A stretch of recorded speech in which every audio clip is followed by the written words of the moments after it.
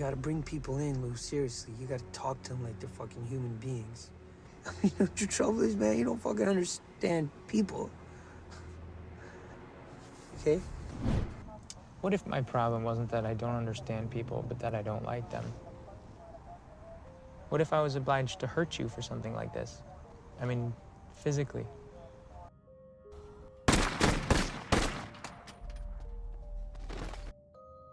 I can't jeopardize my company's success to retain an untrustworthy employee. You're crazy. Hello, my name is Louis Bloom. I am what you might call a Nightcrawler. I sell late-breaking crime footage to local news stations. People call me a psychopath. They say I'm bad because I manipulated crime scenes, because I filmed people bleeding out instead of helping, because I pressured my boss, Nina, into things she didn't want, and because I pushed my competition into the ground. But those people never considered this. I went from stealing scrap metal to running my own video production company. I now employ multiple people, and I did all of it as a psychopath. I adapted, I learned, and I succeeded. Now I'm going to teach you what they never noticed: where to find information, how to negotiate, how to run a business, and how to manage employees.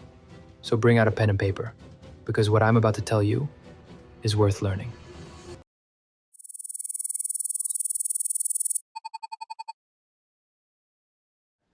Do you have experience in an office? Myself, not presently, no. Where'd you get all that? I study a lot online. Yeah? Like what? All sorts of things, actually. I'm on my computer all day. I haven't had what you call much of a formal education, but you can find most anything if you look hard enough.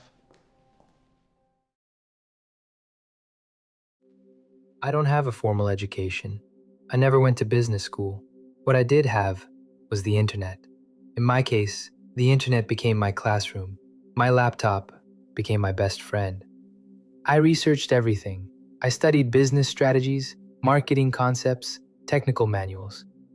As ironic as it may sound, I even learned that communication, yes, talking to people, something I don't enjoy, is the #1 key to success. See, Rick, they've done studies, and they've found that in any system that relies on cooperation, from a school of fish, say, or even a professional hockey team, for example, these experts have identified communication as the #1 single key to success.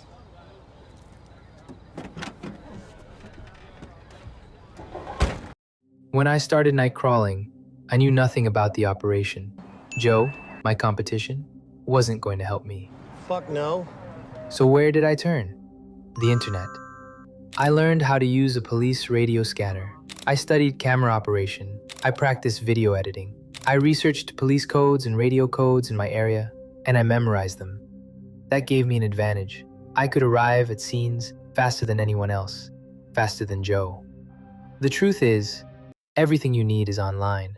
You just have to go and get it. Today you even have artificial intelligence, where asking the right question brings the right answer. That's not just leverage. That's power. Now you understand where I get my information. The question is, once I had the information, how did I process it to become the best night crawler in the city?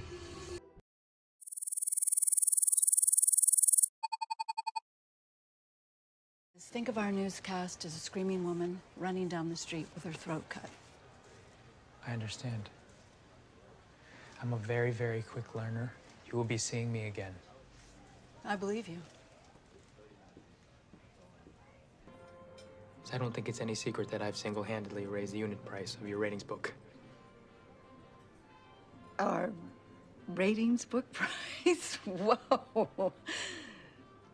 I'm a very fast learner. We had a conversation where I specifically mentioned that. Do you remember that? Well, do you? Yes.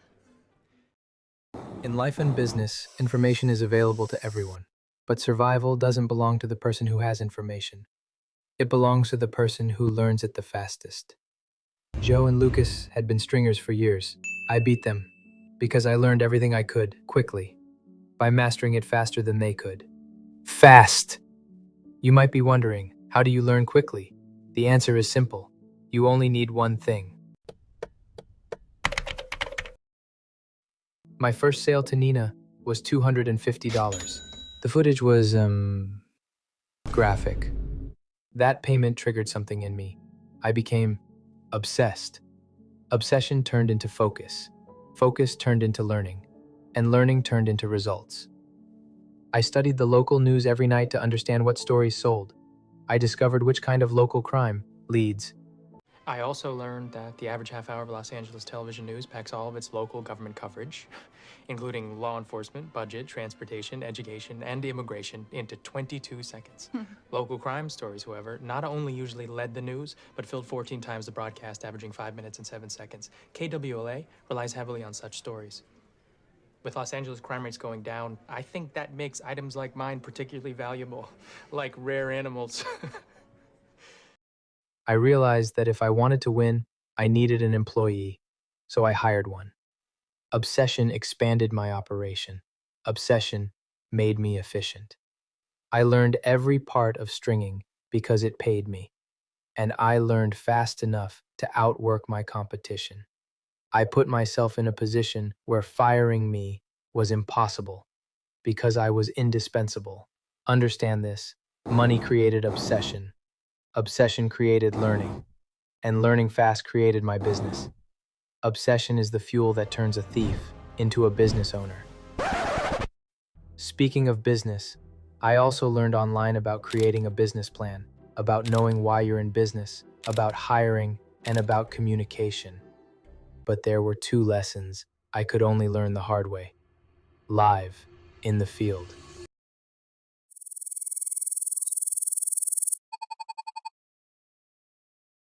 Notice how Joe interacts with me here, and how Nina speaks to me. Remember this for later. Can I ask you, are you currently hiring? Fuck no.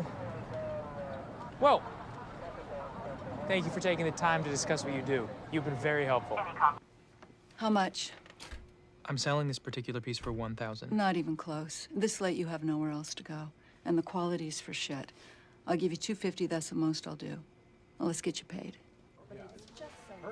When I first entered the stringing business, I had nothing, just a scrap car. Nobody respected me. Joe didn't. He didn't see me as competition. And Nina dismissed me during negotiations. To them, I was insignificant. Then I stole a bicycle. I exchanged it for a camera and a police scanner. I filmed my first crime scene. I delivered my first graphic image. Nina paid me $250, with little regard for my negotiating. What did I do? I leveled up by reinvesting in my business. Every dollar Nina paid me, I put back into the operation. A better camcorder, hiring Rick, a police scanner with digital maps, and eventually, a faster red car. Faster to the scene, faster to the footage. Obsession and learning fast take you far, but to reach the next level, invest in yourself, then reinvest in the business repeatedly.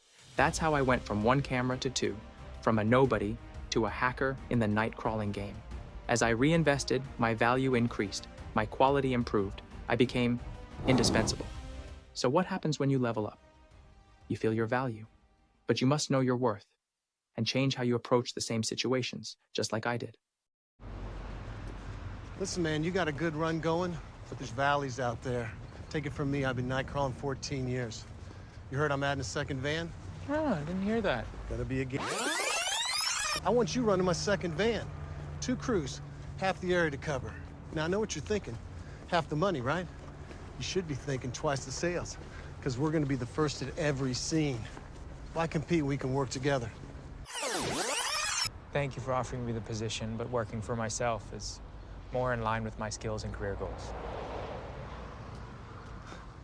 15,000. 9,000. 15,000. 10,000. 15,000. Give me a serious number. 15,000. Can't do it, never happened. There's a matter of precedent. 10's my last best offer. Okay. Sevens approached me at least several times. They'll make me a better offer. It's a 5-minute drive. Hold on! Now about my business partner, Rick. There's a lesson in that relationship you need to understand.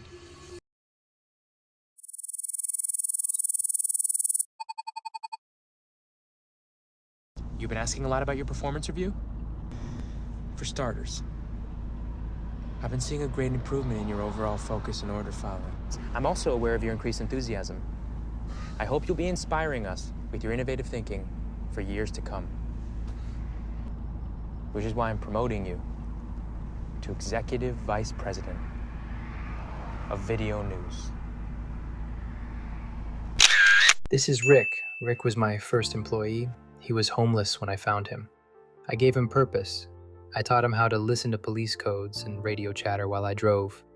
Later, I improved him by letting him operate a camera and showing him how to improvise at a crime scene. He had problems, but we worked as partners. I went from paying him $30 a night to $75. That is what you could call a business relationship. Then I made a mistake. I broke a fundamental rule of negotiation. I gave away information I should have kept. Hey, you think there's a reward? There is a reward. How much? 50,000. Rick asked me a question he had never asked before. He wanted to know how much the reward was, and I answered. That was my mistake. The moment I told him, he stopped thinking about the assignment. He started thinking about money, about what he was owed. Then he made his move. Okay, I want more money. A lot more. Well, I want half of whatever we make tonight. He demanded half from me? The man I took off the streets, the man I trained, the man I taught everything. So I reminded him he was replaceable, that I could terminate his appointment at any time. You trying to fire me? Hey, I got something too. How about not calling them criminals, waiting for them to start some shit so you can film it? That's against the fucking law. Yeah, cops would be majorly interested in that, no doubt. He threatened me. He wanted to use my business model against me. In that moment, I realized I had given him leverage. It felt as if I was under him. I tried to renegotiate. I offered $10,000. He refused. It was 50-50, or the police. He didn't consider that I found the crimes, that I did the research, that I edited the footage, that I negotiated with Nina. He wanted half, simply because I told him what I was making. I had lost my bargaining power, all because I gave away a single piece of expensive information. Well, if you're saying I can't negotiate, then I guess I'm...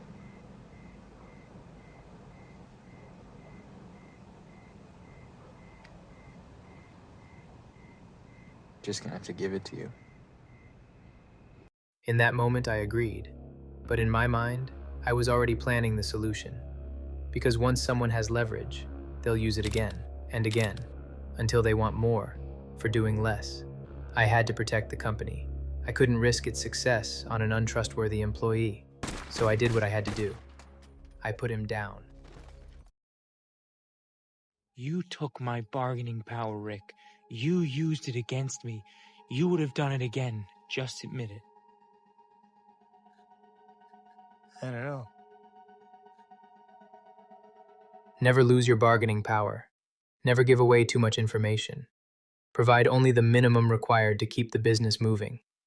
I've explained my business strategies, how I compete in the marketplace, how I manage employees, but perhaps you're wondering about something else. My state of mind, why I think the way I do, what the root cause might be.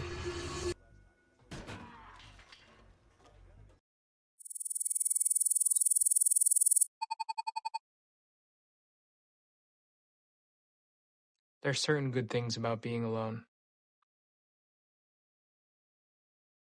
You have time to do the things you want to do, like study and plan, but you can't have dinners like this or be physical with a person, outside of flirtationship.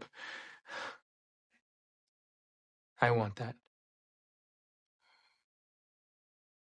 Yes, I said it. Being alone has benefits. But if you never socialize, if you avoid human interaction entirely, then you are compromised.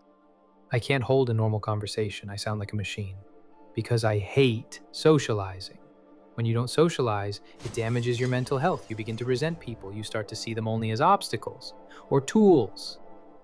When you hate your own kind, your thoughts turn darker.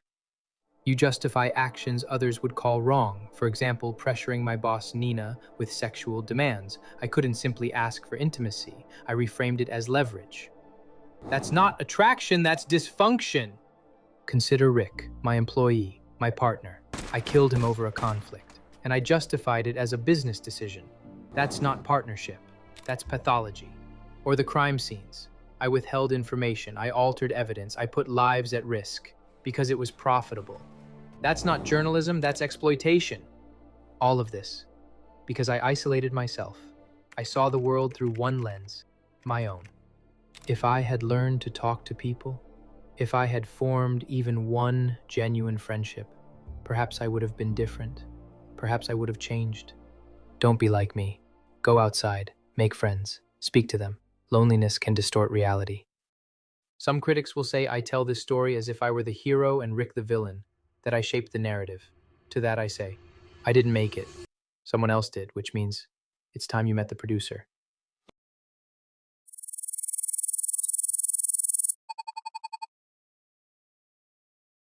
Remember everything Lou just said, but my real reason for making and directing this was to teach you two things. First, everything is online, especially AI. There's information everywhere. Either you use it or you get used by it. Second, go outside, talk to people. That's the best thing you can do for your mental health. So yeah, the movie is Nightcrawler. Check it out. My name is Alex, and if you want to get advice firsthand from the same movie characters you watch, then hit that notification bell so you'll be the first to see it when it drops.